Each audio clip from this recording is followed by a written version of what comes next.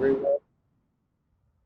Uh, I am very excited to be here on the program that's been put together. It's a great opportunity to rethink how we approach safety in a proactive, anticipatory way in a world of increasing complexity.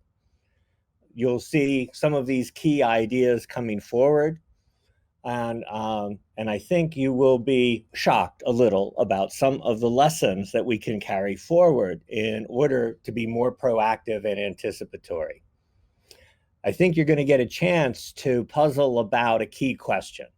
Why do reliable systems fail? So without further ado, Adam, roll it. Shock. We're going to talk about three perspectives around an event that creates shock.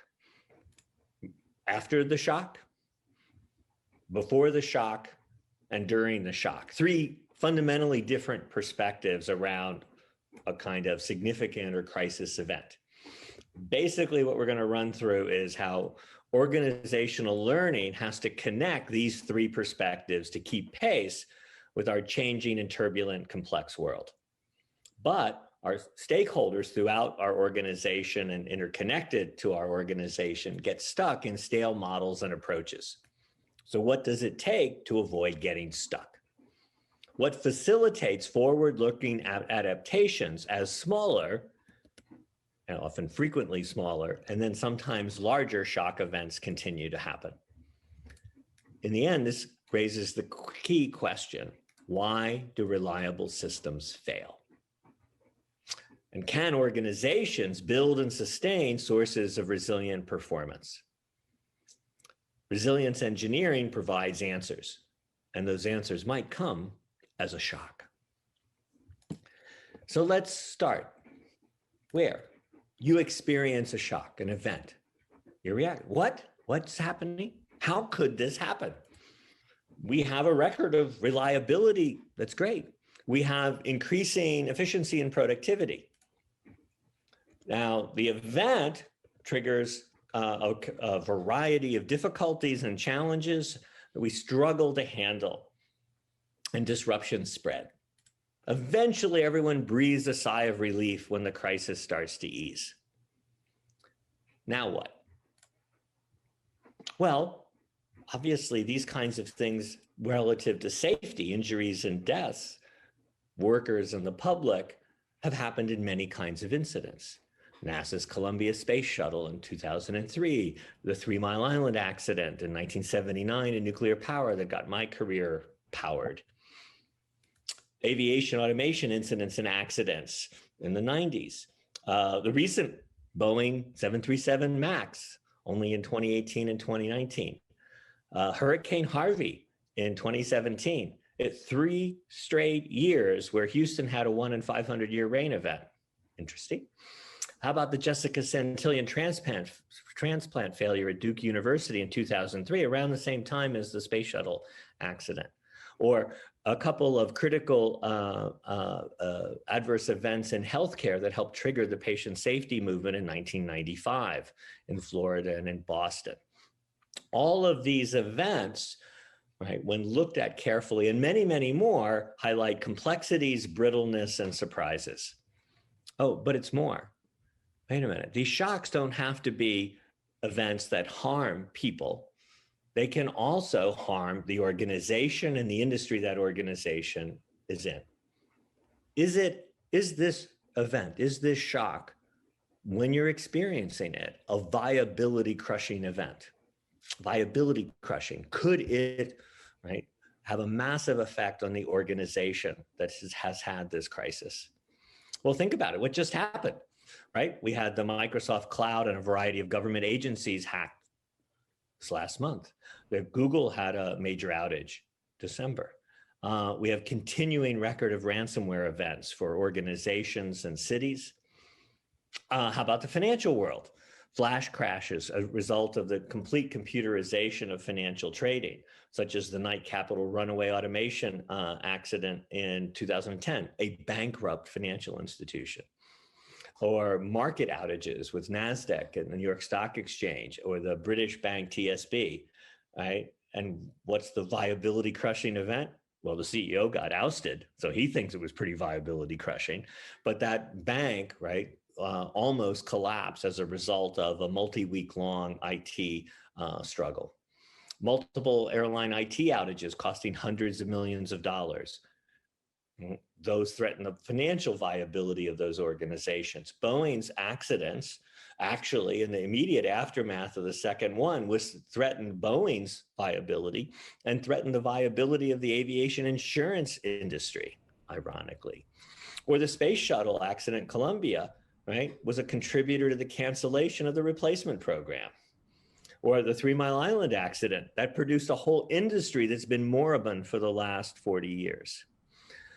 So these things aren't simply about safety. They also affect your organization's health, potential, and growth possibilities. Here's more. The list could go on and on in setting after setting. So let's talk about one in particular that I like because I was connected to it. And second, because it was directly related to the origins of resilience engineering as an approach to safety. So NASA, the Columbia, and its precursors. As I said to Congress in testimony about safety at NASA, the hole in the wing was produced not simply by debris, but by holes in organizational decision-making. What was going on? We had production pressure, right? How do you meet the schedule? We're behind schedule. We need to accelerate launches. We can't delay launches more. Oh, there's this debris strike on launch. And there were a series of them. Neither of these drawings were current in the lead up to the Columbia launch, but were put together later in the accident investigation. What did happen before was, we have these debris strikes on launch. The ET is safe to fly with no new concerns and no added risk. Wait a minute, what? No, actually, it was 100 times more energy than the maximum they thought feasible, and therefore what they had analyzed. It was striking during a different phase of flight and striking different parts of the orbiter. On 3 criterion, it was outside the envelope of engineering understanding. It was way outside, it was way different, and yet it was discounted as being within the norm under production pressure.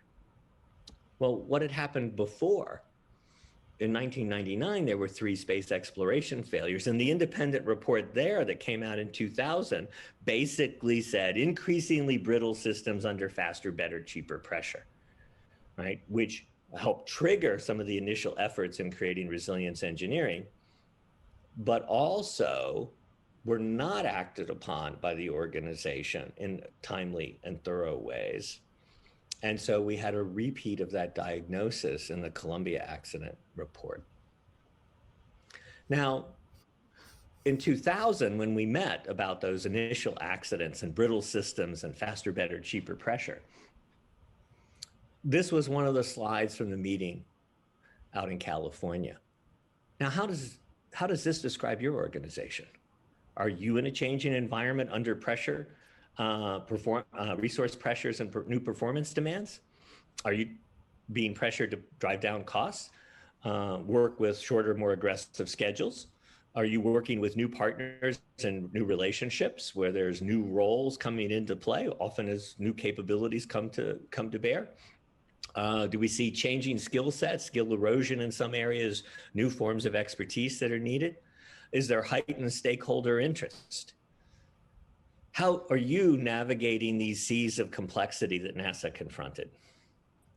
Now, one of the issues here is, right, faster, better, cheaper pressure, because that was the name NASA actually used for its policy. But it was actually quite descriptive that these things are fundamental and unavoidable. These are all systems under pressure.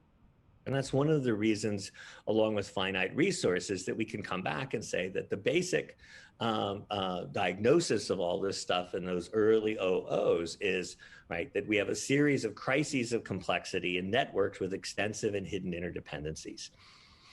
The slides here indicate a background of growth, and that means success. And you see the spaghetti diagram for one of the major software companies that supports all the software infrastructure that we depend on. They have a fairly decent share of the market, as you can see from their growth curve. And in that process, right, incidents occur and recur. And the realization is failure is due to brittle systems. The systems as designed and operated are more brittle than the stakeholders, designers, and managers realize, but fail less often as some people in some of the various roles adapt to fill the shortfalls and stretch the system performance in the face of smaller and larger surprises. That's the fundamental finding and pattern. So let's understand this as simply as I can put it. Going back to stuff I wrote in 83 and 94. And this line I've used for about the last 20 years. The future is implausible, the past incredible, right? Two perspectives. One, looking forward about risk, right, based on our understanding of past reliability, and the other looking backwards after a shock event has occurred, right? So we have this simple diagram with the surprise event. Right? And what we see, as I've tried to summarize quickly around the Columbia accident, stories of complexity and hindsight and oversimplifications leading us to misunderstand, to misread, and to discount the evidence ahead of what's going on, and to misunderstand and misrespond in looking backwards in the aftermath of shock events. The shock event produces dissonance because what its real message is, your model of the world doesn't match the world you're really in. The world you're really in is different than what you thought and had based your system, your role, your activities, your investments, or your withdrawing investments, right, to extract profits. So in that shock, in that dissonance, that there's a mismatch, what do you do? Do you preserve and repair your pre-existing model? It must be right. There's an erratic component. Or do you revise, reframe, and rethink, right, how the world works, how you set things up, how you control safety, what kinds of risks you're facing? And this means in the forward-looking perspective, before shock events occur, how do you recognize, like NASA failed to do before Columbia, that your model of the world is mismatched to the world you're actually in? So let's take our basic diagram and play with it a little bit, because we have three perspectives. We have the during perspective in addition.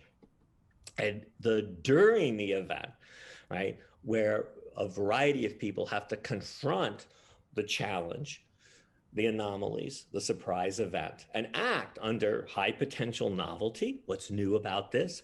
High uncertainty and a variety of forms of uncertainty, noise, as we see right now in the pandemic, changing tempos, time pressures on operating, and a wide range of threats to be managed, not all of which you can know, which are the most important, the highest priority in advance.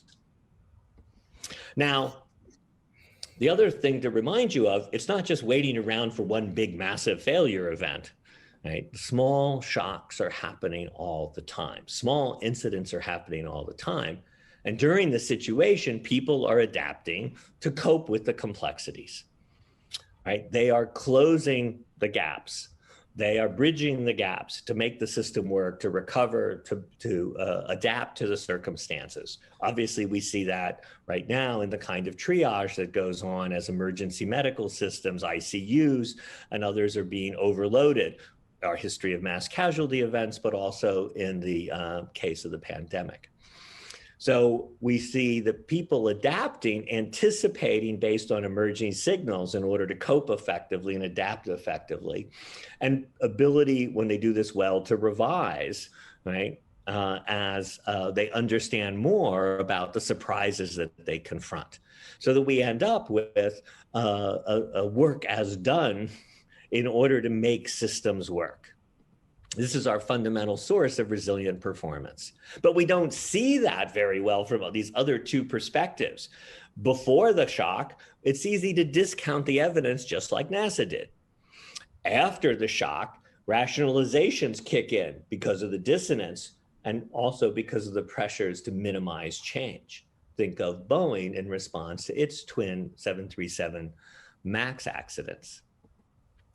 So our question is back, how do you avoid getting stuck? And of course, the answer that we put forward for a long time is study how people adapt to cope with complexity. That's the key source of information. And we're going to expand on that. There's lots of little shocks that get discounted away, right? And when we look backwards after the fact, the past being incredible, oversimplify what goes on during, the challenges they meet, the expertise that's needed, the kinds of coordination and synchronization that's needed. We reduce the challenges, we reduce the cognitive work, the collaborative activity, the expertise that is required in the during process. Now, to pull this all together and say, what are we supposed to do, right? In studying coping with complexity, it's what we're going to do is we need to look at how the system stretches at the boundaries.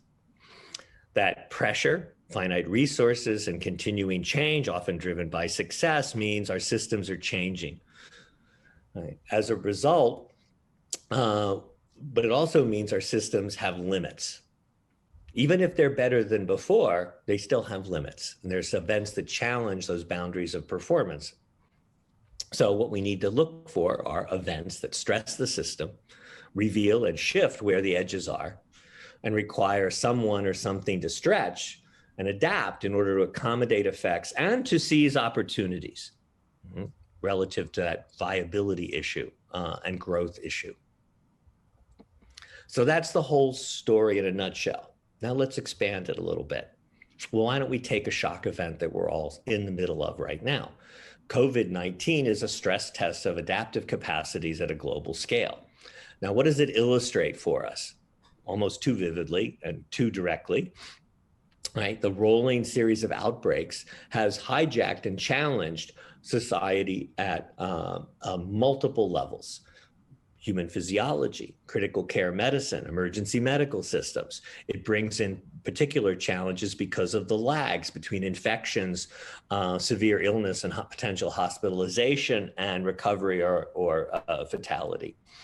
It highlights how our systems actually have extensive and hidden interdependencies, in particular because we had unappreciated high brittleness in systems across the board, so that our ability to adapt gets strangled because of the interdependencies and the initial brittleness of the system. And we're seeing the effects of that continue to operate as we try to battle the rolling outbreaks. We see major societal asymmetries revealed and fragmentation across units, organizations, jurisdictions, and nations. And in parallel, we've got individual, local, regional, continental, global scales going on, all of which have interdependencies that interact with each other. So it really is a kind of event that's right in our face that reveals the tangled interdependencies across layered networks of systems. And layered networks is the technical area we're talking about in many ways. And it's a tangled layered network. It's not clear cut and easily mappable with many hidden interdependencies.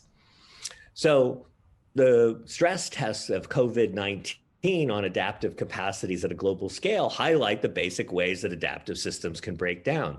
We see decompensation, where there's a saturation of resources, expertise, time, attention, personnel. Right now, much of the challenges for hospitals is a shortage of personnel. We see working at cross purposes, fragmentation across roles and levels, too vividly, I think. And we see being stuck in stale plans that often produce retreat, and interfere with updating, revision, and reframing as we learn. And we need to learn and modify our approaches as we understand more about a novel virus. So here's a little recipe for you to follow. Here's 4 pairs of questions to ask. When there's a shock event, as Mike Tyson put it, everybody has a plan until they get punched in the mouth. So when you get punched in the mouth, or when you envision how are you prepared when you get punched in the mouth, right? Here's pairs of questions you can ask. Where is there brittleness in the response to shock events we've experienced before that we might in the future? And where is there resilience in these? Where is there adaptation, right, to meet the new aspects of the challenge that that event presents. Now think about that in the context of the pandemic. Where have you seen resilience? Right? Obviously in healthcare personnel, to some degree in hospital systems, where hospital administrators now became part of the frontline effort in order to combat the virus. Where is there brittleness in this? Think about the early difficulties in providing protective gear and reorienting supply chains, even though these are not super sophisticated necessarily products. Here's the next pair. What roles are acting to support the front lines? Oh, and by the way, where are the front lines? Because it turns out in these, the front lines might be quite different than what you thought were the front lines. Certainly a variety of hospital administrators all of a sudden found themselves doing real-time decision-making. What roles are acting to constrict and hobble the front lines? Well, there have been many, unfortunately. Everybody has a plan until they get punched in the mouth. So what's surprising about this case and what's not so surprising? Didn't we have previous infectious disease outbreaks? Didn't we have plans? By the way, the US and the UK were ranked number 1 and 2 in the world in having plans in 2018 or 19 in a worldwide survey in the ability to handle a large-scale infectious disease outbreak. Turned out that was quite wrong. So what's surprising and what's not surprising actually turns out to not be what we would have thought in these events, and gives us great clues as to how our system really works and where it's vulnerable, where its limits are, and what kinds of surprises will threaten to undermine its viability. Weren't there dress rehearsals, as I just mentioned? And what happened to learning from these precursors and other signals? Well, actually, we see this. Countries that had experience with SARS and Ebola have actually tended to do better than other countries that had nominally better resources available. So let's run through these, right? In general, where does resilient performance come from? Some people who take initiative and build reciprocity through past tangible experience with surprise. Some people are the source of resilience.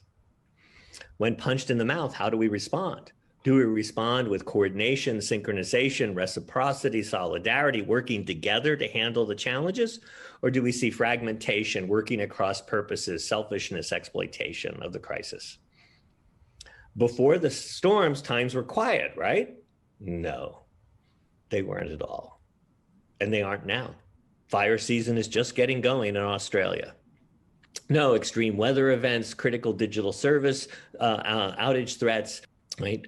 These times are far from quiet on a whole range of fronts, even though we may be focused on one particular one. What that means is opportunities to learn are widespread. Why doesn't brittle collapse happen more often? Because people are the ad hoc source of resilient performance and provide this key ingredient we'll get to called graceful extensibility. It's a necessary requirement for adaptive systems at all scales and of all types. When brittle collapse is visible, how did we get it so wrong? Discounting and oversimplifications have muddied up our models of how the world really works and what our real capabilities and what the real challenges and threats are. Will people learn from this experience? Well, there's a tension, right? Some will retreat and retrench in stale models, while others will pursue new understanding. And we've talked about this, for example, in the book Behind Human Error. So let's go back to our little simple diagram. So here's a couple points for you to take away. One is when you contrast these three perspectives, you start to see a fundamental finding called the novelty inequality. When you're facing a challenging or deteriorating situation, right, the potential novelty is much, much greater than what will be eventually determined as novel after the incident is well over. So what you're facing in the middle of this has a bunch of different potential differences, potential threats, potential modifications you might need to consider. Then afterwards, when we look back with hindsight, and now we know what exactly was different, what twists actually had to happen. A great example of this is procedures, and I've run into this in multiple times with actual events and analyses and reactions after the fact, where someone says, oh, well, there was just these 2 steps in the procedure, and if you had followed those, everything would have been fine. But that's not what it looked like on the ground to the people in the case. In the one case I first dealt with this, they had written the procedure and they knew very well they had never thought about a circumstance they were facing. And so the novelty when you're in it is much greater. Now, you may not see all of it. You may not consider all of it, all of which are, seeing more of it and being prepared to deal with which of it may be critical in the event is part of good process. But this is part of how we get this distortion of how the future is implausible and the past incredible. Second one, everybody is continuing to commit the component substitution fallacy. Now remember, everything has finite resources and you have to make trade-offs. You're under resource pressure, you're under profitability pressure, you're under schedule pressure. Those are real, they don't never go to zero. So as you develop things, you make trade-offs. You prioritize some things over other things. What that means is that when a problem happens, it will reveal component or subsystem weaknesses. The trade-offs and assumptions and resource decisions you made guarantee there are component weaknesses. We can't afford to perfect all components. Yes, improving them is great, and that can be a lesson afterwards. But if you substitute component weaknesses for the systems level understanding of what was driving the event and has occurred already and will recur already at a more fundamental level of understanding, you're missing the real lessons. Seeing component weaknesses is a nice way to block seeing the system properties, especially because this justifies a minimal response and avoids any struggle that systemic changes require. It's very convenient to commit the component substitution fallacy. But in a world of complexity that we started with, and all of those events, whether those were organization crushing or whether those are safety events that harmed people directly, the complexities of the world and the growing complexity penalties that offset our growing capabilities means you got to move beyond the component substitution fallacy. And of the many lessons I hope you may take away from this talk, this is one. We have to stop doing this. Complexity penalties, yeah, just mentioned that, right? This is what we've been illustrating all along. And the key point here is we can have reliable systems given the past that are highly brittle relative to the future. Brittle means when events challenge that system at its boundaries, its performance falls off or collapses quickly. Now the problem is, especially because of the complexity of the systems we've illustrated, brittleness is visible only in the anomalies, exceptions, and surprises that occur. So you can only check and build robustness and resilience, which are different, right, by recognizing signs of how your model of the world has been surprised by events, that you are not in the world you thought you were in. That events and the response to manage those events are operating outside of the expected envelope. Now, complexity penalty 2, and again, this is a hard constraint. This is not optional, right? These are provable things about the nature of our world. The boundaries of your system are hard to see. They're not where you thought they were, and they move around, right? So you have to track the boundaries, right? NASA had boundaries that were working. Debris strikes were a known risk. They were doing better and better at managing debris strikes on orbit. But the ability to see and respond effectively when something new, something novel appeared, all right, and grew and repeated, right, broke down. So this is a hard constraint. As the complexity of the system increases, the accuracy of any single model, agent's model of that system decreases rapidly.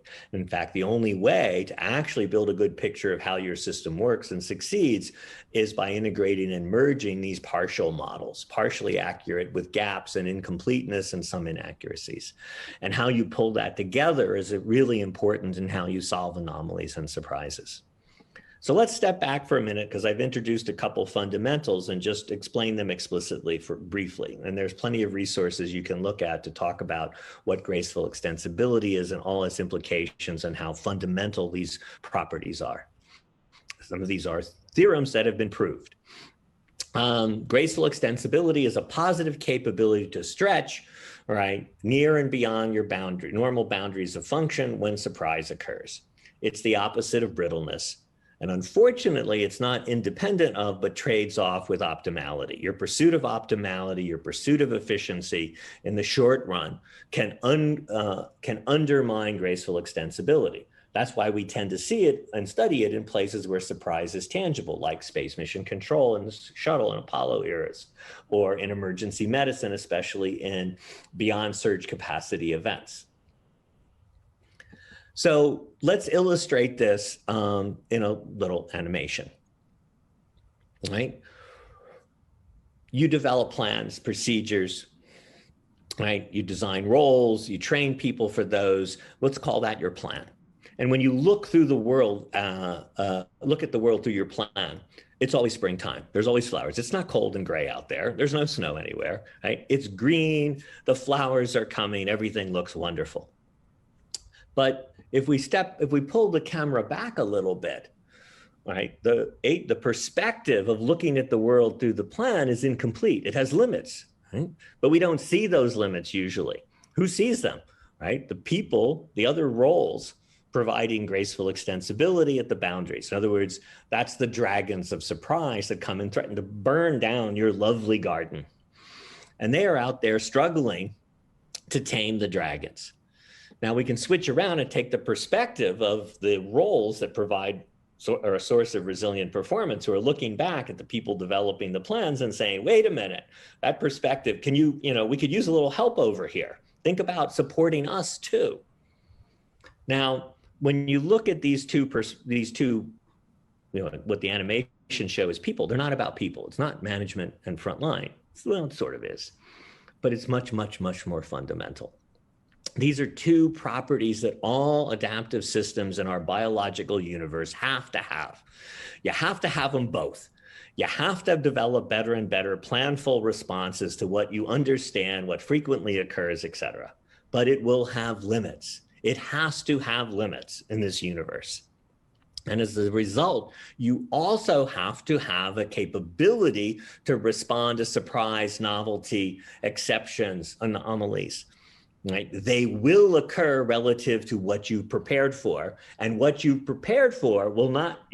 What you think you prepared for will be much greater. Will be much smaller. Much greater than what you've actually prepared for.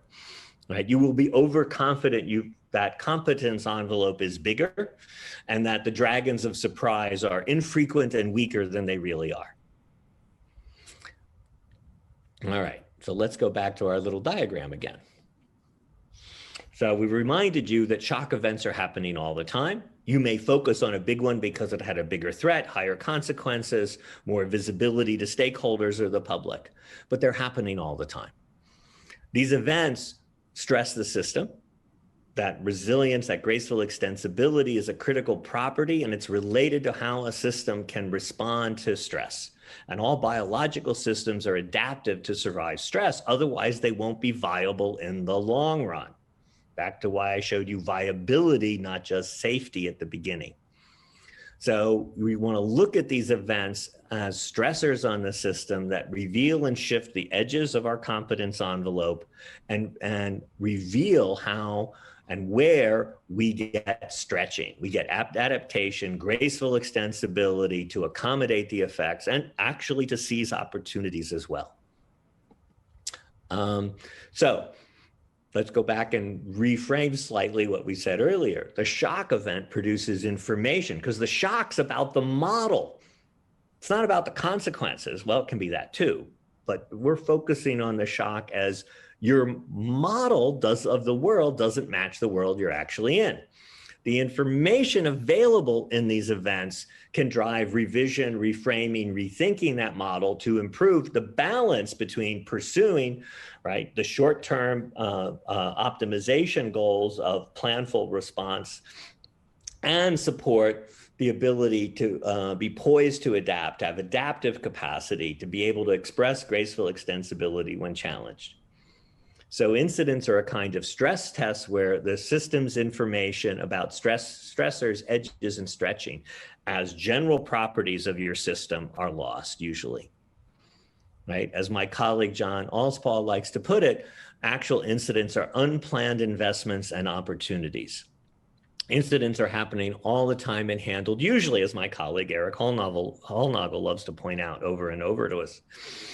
So how do you get a return on your investment in terms of the information gained and the learning on the sunk cost those incidents represent? Right? How the system works and how we think it works is different. And right, it turns out it has to be that way. Again, that gap has to be there. It can't be zero. Or as Yogi Berra would say, even if the world were perfect, it wouldn't be for very long. The delta, right, is only visible in the anomalies, exceptions, and surprises that occur and in the responses to handle these. That's what we've been pitching in resilience engineering as fundamental from nearly the beginning. So testing for resilient performance uses challenges, edges, instantiated in scenarios to test response capabilities, the ability to stretch, graceful extensibility for unanticipated situations that stress or have unanticipated aspects that stress the mechanisms imagined to handle those scenarios. That's what we need to do. If we're going to translate all of this into action in real organizations, this is the kind of capability that we need. So, reliable but brittle systems. Why do reliable systems fail? Right? Well, our view looking back is we're more and more reliable. We have great statistics. All of the different challenges we talked about at the beginning, I could run through and talk about the record of reliability that all those organizations and operations had. When we look at what happened after all of those events, right, we see the past incredible. Right? The incidents are interpreted as a failure to work to rule, work to roll, work to plan. That's retreat. That's retrenchment. That's trying to preserve the old model in the face of evidence that it doesn't fit the world in some ways that are important to recognize. So we end up with reliable but brittle systems that are only revealed in the incidents. The brittleness is only revealed in the incidents that happen and is usually hidden by the adaptive capacity of the sum of those people and those roles that provide the source of ad hoc resilient performance. That's the law of fluency. Well-adapted activity hides the difficulties faced and the dilemmas resolved. So why do reliable systems fail? Because organizations confound reliability, robustness, and resilience. They're three separate things, right? Complexity invalidates the assumption that past reliability will predict the future, right? Past reliability is a prediction of the future. Therefore, we don't have to invest in checking and rechecking. We can, as in the NASA pre-Columbia case, under schedule productivity pressure, say, those debris strikes on launch aren't a threat because we've been reliable before. Feynman tears this apart in his dissent in the Challenger report. That's how long this kind of stuff has been around. And we're just starting to appreciate and put this into action because our systems keep growing in complexity and the complexity penalties come back to bite us. So systems end up being less robust than we thought and more brittle than we planned on. Reliable but brittle. And so looking forward effectively requires us to get over this, right? We have to recognize when change invalidates the assumption that the future will look like our highly reliable and successful past. Isn't it nice that success kind of drives all this stuff? Unfortunately, it means you can't rely on a record of past success and rest on your laurels. Continuing investment in building fitness to the world, right, is critical for viability and safety. And that's just a hard lesson in our biological universe of adaptive systems. So we're going to do stress tests to assess reliability, robustness, and resilience, the relationship between these things, right? So we ask questions about how changes we plan for the future or may start seeing to operate produce stresses, move edges, and require new forms of stretching, or lead us to recognize and value forms of stretching we have so we don't undercut them accidentally or incidentally.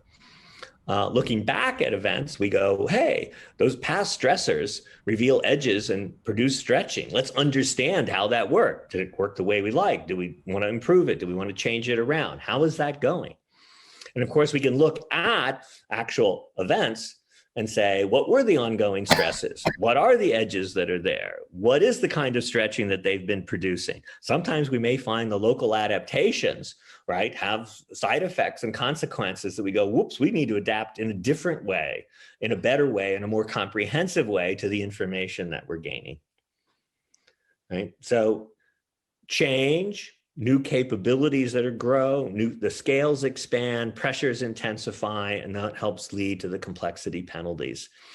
That means the mismatches, the source of information for us to be successful will only be visible in the anomalies, exceptions, surprises that occur, and the fundamental responses to those.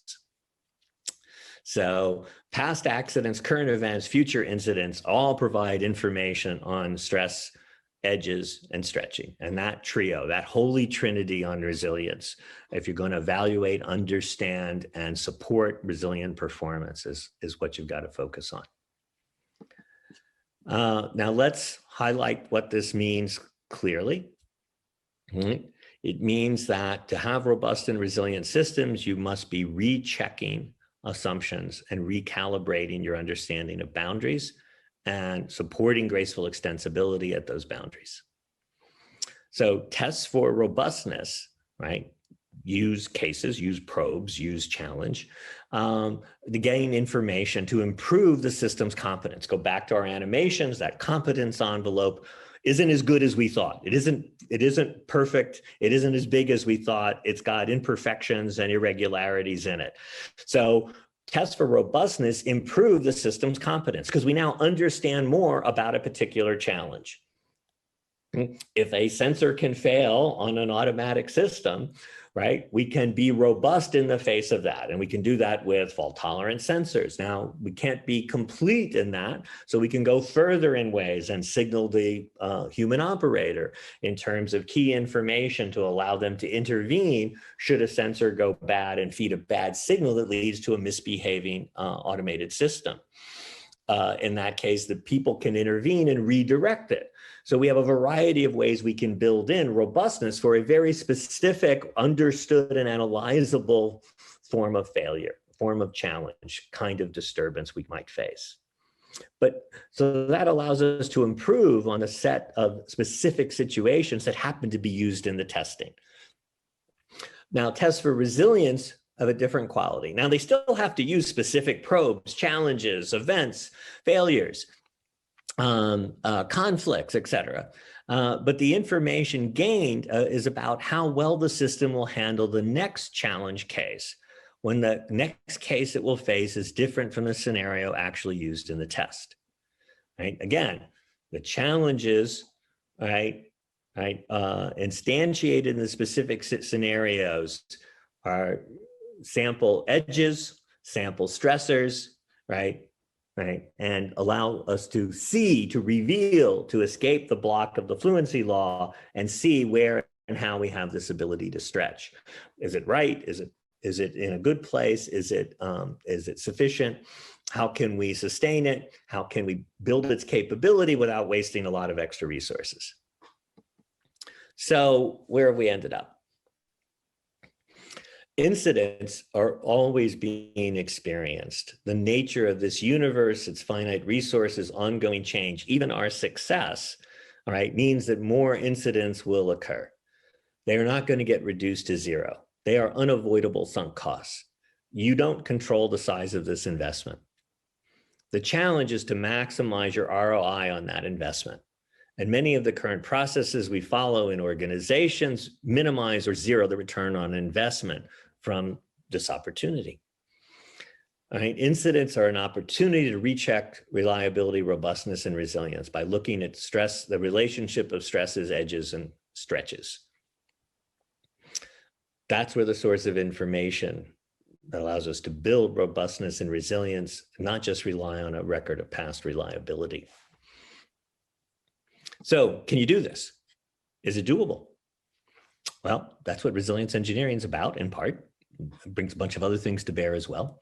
The techniques are, in fact, being used to build a system that can continually check and recheck, that can build the capability for being adaptable, being continuously adaptable, if you read into some of the things, especially in some of the areas that are successfully developing and using techniques. Critical digital services, which all of us rely on everywhere, especially when we're all working from home, use and are using and have advanced these techniques, in part because they were built on a whole new philosophy on software infrastructure of continuous development and deployment. The issue was how it wasn't about locking down your software and only occasionally changing it, but rather becoming good at change and constantly changing it. Now, not all changes are equal on a variety of things, but becoming good at change, being continuously adaptable. And so they married quite nicely into the directions of resilience engineering. David Provan in Australia has work out on how to redesign the safety manager role to provide guided adaptability. We don't always need adaptive capacity, but when we need it, we have to prepare it in advance. In fact, one of the lessons of the pandemic is places that had prepared and invested in what turned out to be important adaptive capacity were able to do much better than places that had to construct the adaptive capacity in the middle of the challenge event. And that's a finding that goes back, way, way back. Anticipating bottlenecks ahead, building the potential to respond in advance, being poised to adapt. Developing stress, edge, stretch tests as basic engineering steps, fundamental, not shortcuttable. Yes, you can do them coarser grain, finer grain, more thoroughly, a little less thoroughly, but the basic steps have to be executed as basic aspects of integrated systems engineering to get the 3 Rs successfully for modern complex systems. And we're working, and many people are working with various organizations to do more of that. We've done a resiliency trade space study for NASA on drones in controlled airspace, so autonomous vehicles, and identifies, it doesn't simply say, oh, you designed it wrong. No, it indicates where there'll be shortfalls in adaptive capacity, where you need to build synchronization and coordination, especially how do you handle higher tempo situations. So how to build resiliency was one of the outcomes. So it builds on systems engineering techniques and trade space studies, but goes much further in light with the new fundamental findings, the science behind resilience engineering. Based on the science, we've developed new human automation architectures designed for resilient control. So we can actually turn this into equations in some cases at some scales that we've talked about. And this is happening with some degree of energy. There are new companies that are out there growing and working with a variety of organizations or providing tooling to a variety of organizations. There's a startup out of California providing tooling on the software front and on the stuff we've talked about of better learning from incidents. And there are other kinds of companies, including my colleagues, John Allspaw and Richard Cook, who are providing the techniques to a variety of often high-performing organizations who realize that they need this in order to continue to perform well as they grow, as challenges occur, as competition changes, and that they need to build these in as a fundamental aspect of their organization's operation. Thank you very much.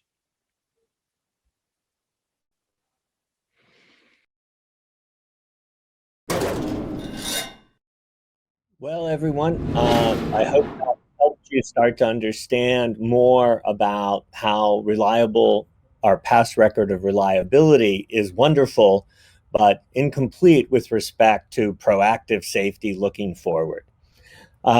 We've got a few questions to start with, and please use the chat window if you have more things you'd like to ask based on what we covered.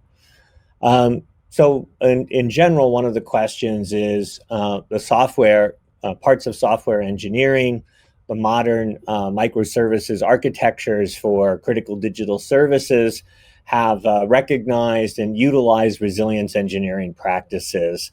Probably one of the best places where we're seeing practical advances help specific companies.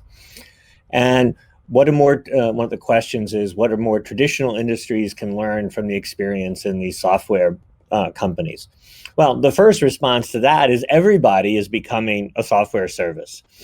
We utilize software in so many different ways in traditional industries that we don't think of. Remember, some of those incidents were in traditional industries that didn't think of themselves as software based or software critical. So we've had multiple IT failures take out airlines where they were unable to operate for 24 or even longer hours, costing them hundreds of millions of dollars. In those cases, we see the component substitution fallacy happen. I actually got to talk to serendipitously to the head of one of those airlines. And it was actually, I found out they experienced 3 of these, not 2, as had been in the press. And I was told, we know exactly what happened in the first one. It was Joe. It was all about Joe. It was like, no, right? It wasn't about a data center. It wasn't about some mistake that led to a power outage at a data center. Those are predictable kinds of challenges that would arise. What it really revealed was the system was quite brittle. And it was the inability of the organization to adapt, taking for granted the critical digital services, not as a fundamental part of their business, but just something you can buy off the shelf at some known degree of reliability. So they completely misunderstood the 3 R's. They misunderstood the checks that are needed to learn about where you're brittle and how to adapt. Now, the software industry, I think, is valuable because we're seeing they have rapid growth. If you're not growing, your company is probably failing. So they become a little bit the canary that allows us to see the future. They are highly automated. The automation has a great deal of autonomy. We delegate a great deal of authority to it. It's highly adaptive automation to try to balance loads and to adjust dynamically in situations. So it's a very versatile organization, much more than some traditional ones would need to be. But therefore, it makes it easier to see and more critical to adopt some of these practices moving forward. So we have a lot we can learn and apply there. I would recommend you look at some of the talks and aspects on adaptive capacity labs. And I'm a part of adaptive capacity labs, but it's primarily John Allspaw and Richard Cook. And look at some of their stuff. And we can look at the practices from many of the companies like Netflix. Ironically, they've become pretty critical to all of us getting through this pandemic. But they are absolutely fabulous at using many of these techniques and understanding them effectively. Another question is about what are specific techniques that help you see into the future? How to make the future a little less implausible. In particular, someone asked about Gary Klein's technique called premortems. And certainly premortems, it's something you can read about if you Google it. Gary Klein and premortems, there's some nice work that describes how to utilize these. And these are techniques to help you expand your view. In general, though, what we're focused on is this idea that you need to constantly be willing to question your model of where there are boundaries and where those boundaries or limits apply, so that you can start to recognize that the world events are telling you the boundaries aren't where you thought they were. and therefore there's new analysis and potential changes that need to be undertaken.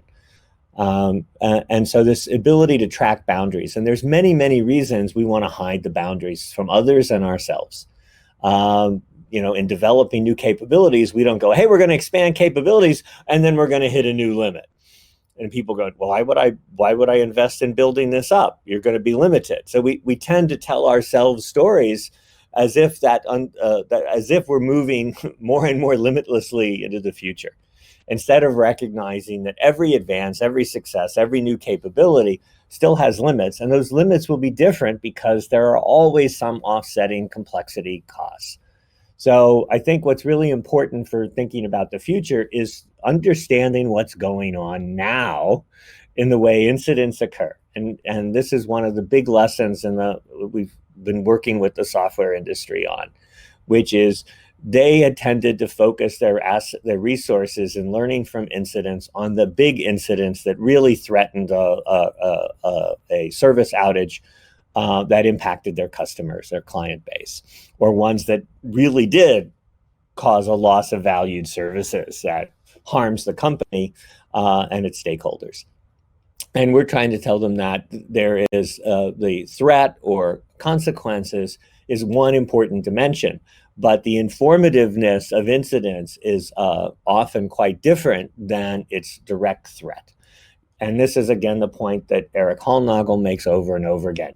You need to focus on the incidents that reveal how the system handles the incidents and not take it for granted. You've got to dig in and understand what does that tell us about the boundaries, the stresses, the edges, and the stretching. If you follow that, right? And so working with organizations to understand how to do stress testing to reveal edges and value the kind of stretching. Again, you can question the stretching. Is it maximizing the value relative to the resources required? But that's what you need to focus on and understand. We have a question here. Can we make better use of people as sensors, the brain's power to recognize patterns and detect early signals, so-called weak signals? They're not actually weak in the Columbia case or the Challenger case before it. The signs were actually, the signals were quite strong. They were just discountable, all right, of pending shock. Well, and this is an interesting one, and that's why that fluency law matters so much, is the regular adaptations to make systems work, to bridge the gaps that are inevitable in any organization carrying out high performance activities, has some interesting consequences, right? The fluency law says, again, right, well-adapted activity hides the difficulties handled and the dilemmas resolved. Now, what does that mean? Distant parties, right, they think the plan's working great. They don't see the dragon taming. So it's, again, what do? Go look at how people adapt to cope with complexity. There are complexities out there. Look for them. You will find them if you are open to looking and observing what really goes on. But the frontline people themselves, they often get so used to the activity, the skilled activity and adaptations they do over time, that they don't really notice it anymore. It just becomes part of the patterns of everyday work. They can also become stale adaptations as well, right? These weaknesses and potential failures of adaptive capacity apply to any system at any scale, the frontline people too. So they can have stale adaptations that are no longer effective, or where the other side effects of the adaptation now start to dominate and become a source of risk or incompleteness for handling events going forward. So this is where you bring in an extra perspective who can step in and observe work, and a kind of role that we talk about in the original Resilience Engineering book in 2006 about how to design a safety organization, and how does it become informed and informative as an independent perspective that can tell you about what's really going on. And that can, and so I would recommend you go back and look at that chapter in the 2006 book. And I think you can find that on ResearchGate. let's see, we've got some things asking about the component substitution fallacy. And it is related to some things that we have pointed out decades earlier in the ways that hindsight biases our ability to learn from events that have already occurred. But I think the component substitution fallacy is a broader integration and more fundamental as we understand more about why some of these things happen, as we understand more about adaptive systems from a scientific, fundamental science point of view, these layered networks stuff. And some of it gets quite crazy with nonlinear math and all kinds of wild stuff.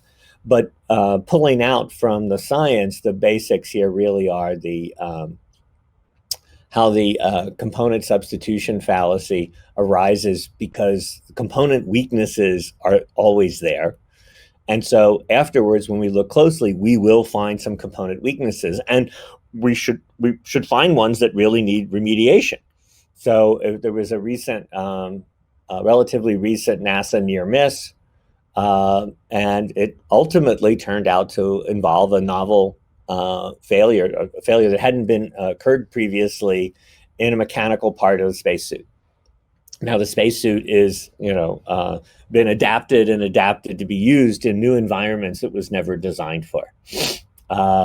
And over time, a variety of kinds of risks have come to the fore.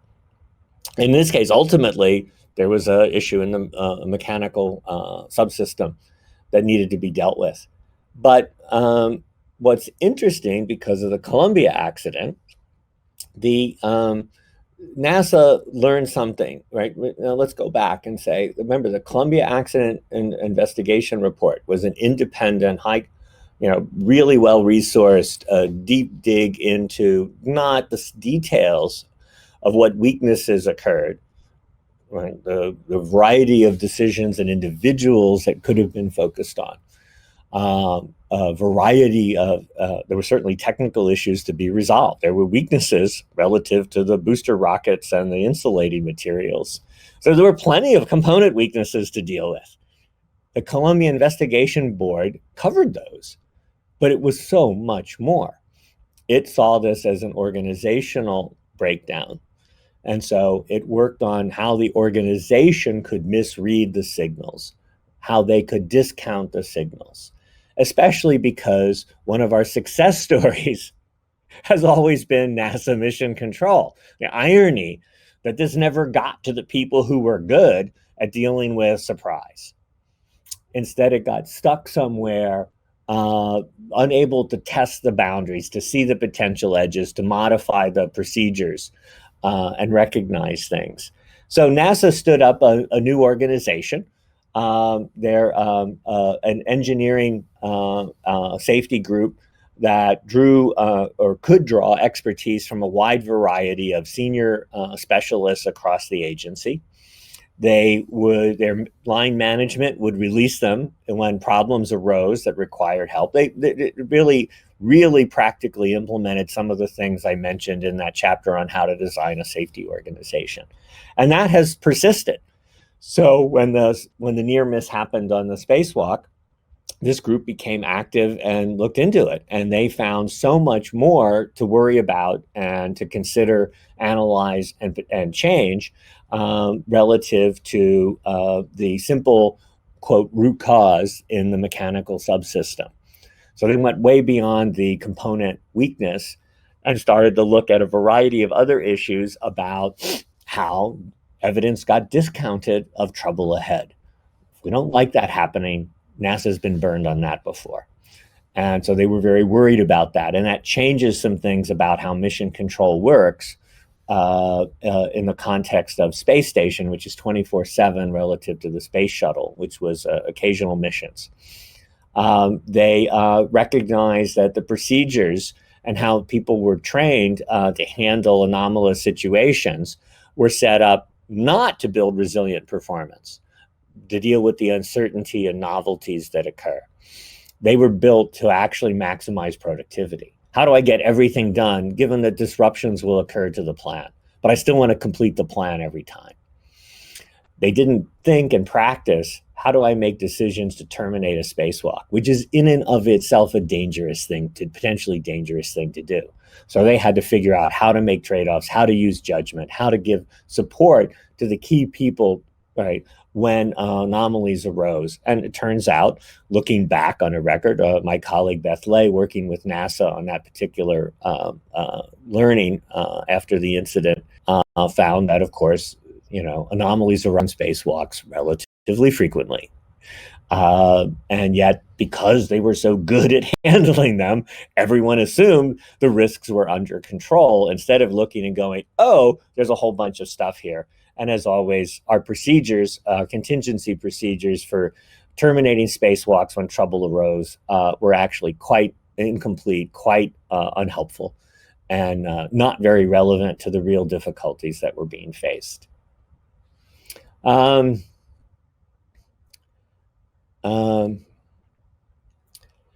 All right, what do we got here?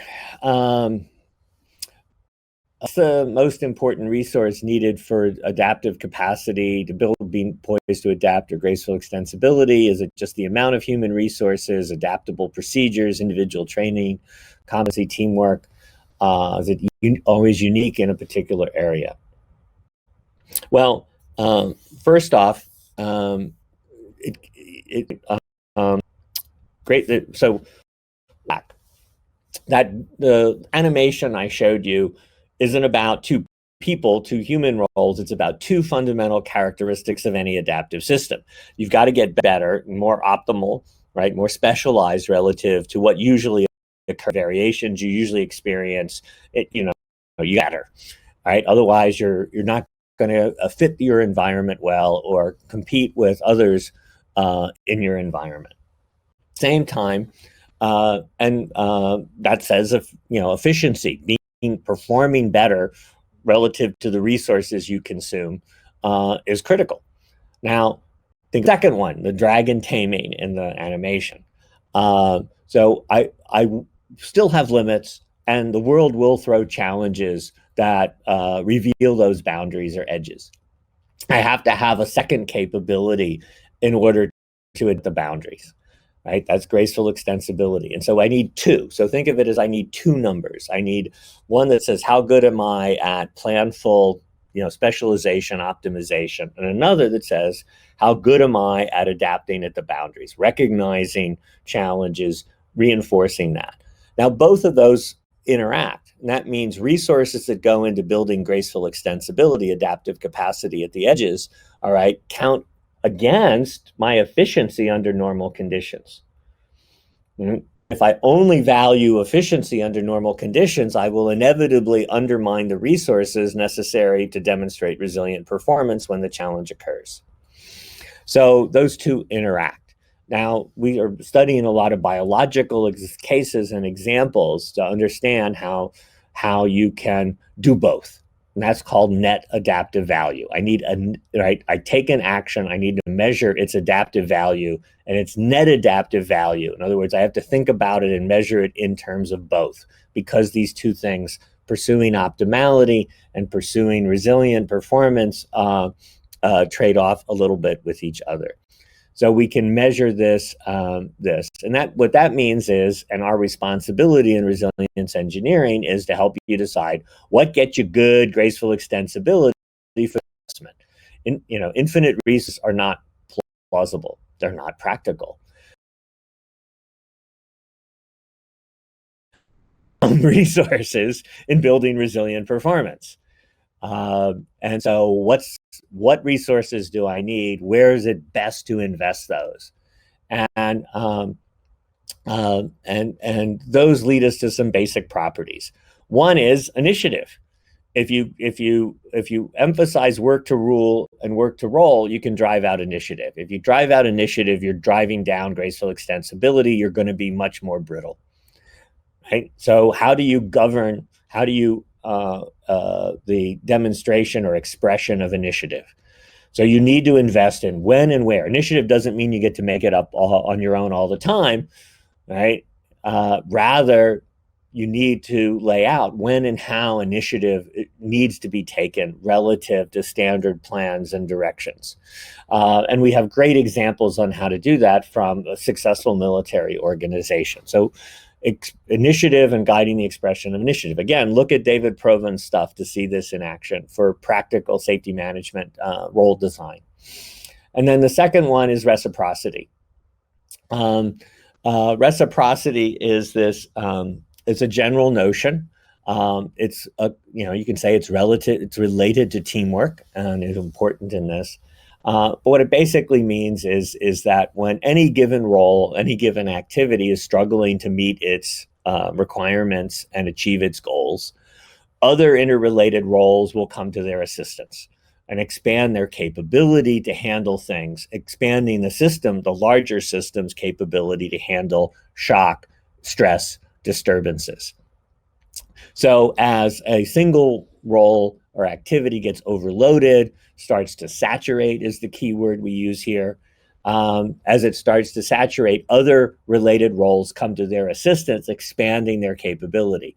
This means graceful extensibility isn't simply the property of a single person, a single unit, a single team, a single entity within the organization, an ICU or an emergency department, but rather it depends on cooperation in a network of interrelated roles. So we see this in examples where we work at cross purposes like the ED and the ICU in the hospital, each at risk of being overloaded, each under pressure to meet its goals, important goals for its patient load, and preserve its capability to handle more seriously ill patients, can work at cross purposes and not work in a reciprocal reinforcing relationship. So you can look at successful organizations who invest in and build reciprocity across their roles and how they actually reorganize. And we have some short papers on how this worked in a real organization and how it reconfigured its relationships to increase its responsiveness when large-scale extreme weather events affected its operation. So those are, initiative and how you govern the expression of initiative and how you build reciprocity are two critical ingredients for organizations to build adaptive capacity and handle a shock. I guess the last thing I'll say as we run out of time here is remember, and it's important to emphasize this, is building adaptive capacity, being poised to adapt, requires preparatory investments. If you wait till you're in the shock crisis event and then you have to stand up these adaptive capacities, it's very difficult. They tend to be slow and stale to put them in place. And you can see this in where we've struggled to respond effectively to the pandemic. We're often slow and stale because we're trying to stand up capabilities under the stress of the crisis. So what are the investments you make in advance to build these capacities? And in fact, many of the jurisdictions around the world that have done well, it turns out they have organizations that are used to working together across levels. So the local level, the regional or area level, and the national level, each of which have capabilities, each of real fundamental capabilities. They have real resources, they built up expertise, but they also know how to work together. And so those three levels have coordinated well in places like Vietnam, even though they don't have lots of overall resources. And we see more advanced countries where extraction of being efficient and extracting resources has starved resources from local, for example, local health departments.